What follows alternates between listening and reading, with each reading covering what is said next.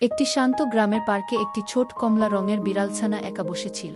তার চোখে ছিল দুঃখ, কারণ তার কোনো বন্ধু ছিল না। ঠিক তখনই একটি বাদামি রঙের ছোট কুকুরছানা ধীরে ধীরে তার কাছে এগিয়ে এলো। কুকুরটি লেজ নেড়ে বন্ধুত্বের ইশারা করল। বিড়ালটি একটু ভয় পেলেও পরে হাসল, আর সেখান থেকেই শুরু হলো তাদের বন্ধু। কুকুরটি তার খাবারের কিছু অংশ বিড়ালের সাথে ভাগ করে নিল।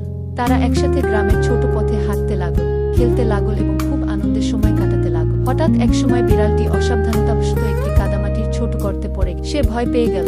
কুকুরটি দৌড়ে এসে তাকে বাঁচানোর চেষ্টা করল। অবশেষে অনেক চেষ্টা করে কুকুরটি বিড়ালটিকে গর্ত থেকে তুলে আনতে পারল। এরপর তারা খেলতে খেলতে সামনে এগোতে লাগল। কিছুক্ষণ পরে আবার একটি সমস্যা হলো। এবার কুকুরটি একটি ছোট কাঠের বেড়ার নিচে আটকে গেল। বিড়ালটি তা দেখে চিন্তিত হয়ে গেল। সে একটি কাঠের টুকরো ঠেলে সরিয়ে দিল, আর কুকুরটি মুক্ত হয়ে গেল। এভাবে তারা একে অপরকে সাহায্য করতে লাগল। তখন কুকুরটি বিড়ালটিকে জড়িয়ে ধরল। একদিন একটি ছোট পাখির বাচ্চা বাসা থেকে নিচে পড়ে গেল। বিড়াল ও কুকুর মিলে সাবধানে পাখিটিকে আবার গাছের বাসায় তুলে দিল। এরপর হঠাৎ বৃষ্টি শুরু হলো। তারা দৌড়ে একটি ছোট ছাউনি নিচে আশ্রয় নিল।